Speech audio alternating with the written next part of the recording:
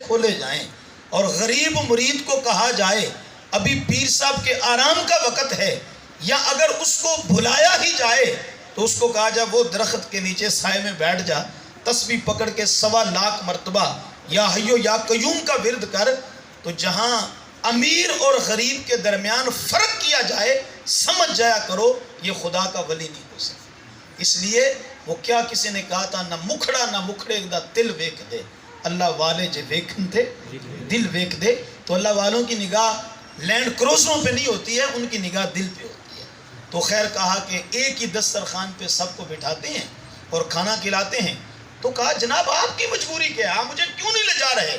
اس نے کہا بڑا بیوقوف ہے تو سمجھ نہیں پایا، اب جب تجھے ساتھ لے جاؤں گا، میں لمبردار ہوں، میں چودھری ہوں، تو میرا کمی ہے، اور اگر مسجد میں تجھے ساتھ لے گیا تو پھر تو جس دسترخوان پہ میں بیٹھوں گا تو بھی ساتھ بیٹھے گا، تو کمی ہو کے میرے ساتھ بیٹھ کے ایک دسترخوان پہ کھانا کھائے تو پھر میری چدراہٹ کدھر گئی، میں کیسے گوارا کر لوں گا؟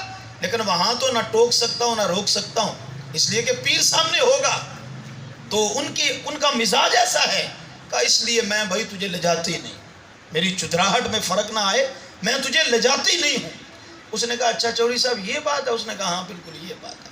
اس نے کہا جناب میرا وعدہ رہا کہ میں آپ کے ساتھ بیٹھ کے آپ کے ساتھ بیٹھ کے میں کھانے نہیں کھاؤں گا۔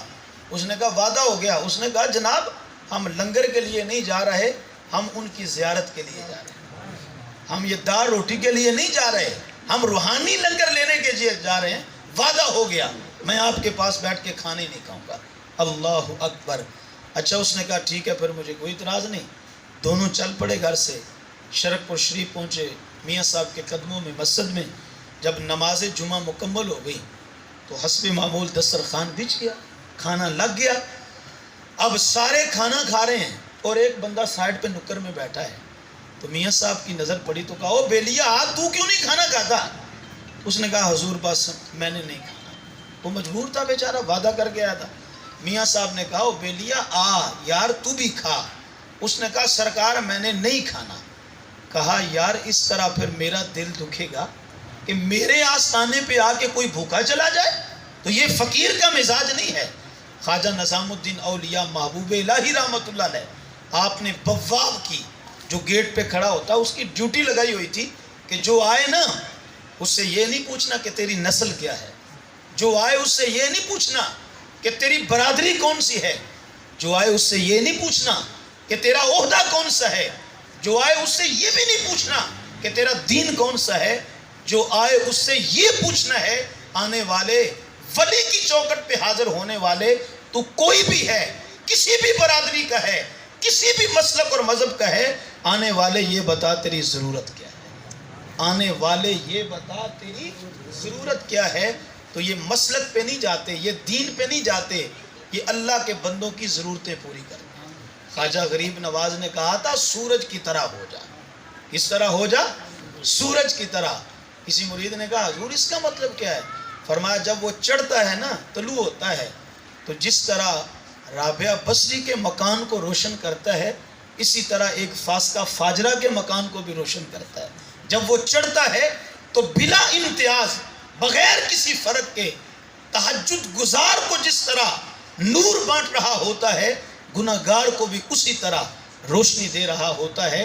فرمایا سورج کی طرح ہو جاؤ، جب دینے لگو تو یہ مت دیکھا کرو اپنا ووٹر ہے یا سپورٹر ہے، یہ مت دیکھا کرو اپنی برادری کا ہے یا غیر برادری کا ہے، یہ مت دیکھا کرو اپنے خاندان کا ہے یا غیر خاندان کا ہے، یہ مت دیکھا کرو کہ اپنی جماعت کا ہے یا غیر جماعت کا ہے، یہ بھی مت دیکھا کرو کہ اپنے مسلک کا ہے یا بیگانے مسلک کا ہے۔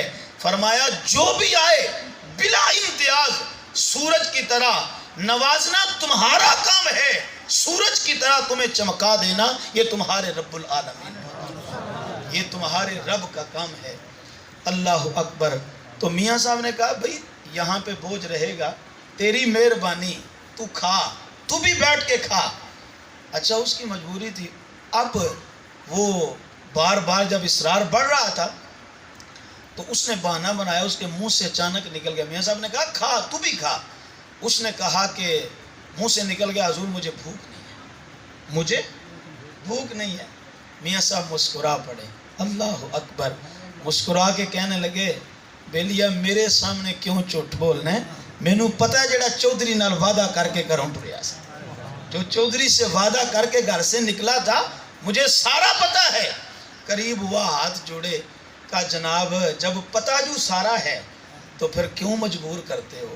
بھئی شریعت کہتی ہے وعدہ جو کیا ہے تو وفا کرو، تو پھر اگر میں کھا لوں گا تو شریعت کا مجرم بن جاؤں گا، تو میری حضرت مجبوری ہے شرعی، پھر آپ تو سمجھتے ہو میرا کام آسان ہو گیا، آپ مجھے نہ مجبور کرو، میں شریعت کا مجرم نہ بن جاؤں۔ رو پڑے، اللہ اکبر۔ تمہیں بتا دوں کہ صوفی کون ہوتا ہے، تصوف کس کو کہتے ہیں؟ آج لوگوں نے تصوف کے نام پہ دکانیں تو بنا رکھی ہیں، کاروبار تو چمکا رہے ہیں، لیکن ان کو تصوف کی حقیقت کا پتہ نہیں ہے کہ تصوف شے کیا ہے۔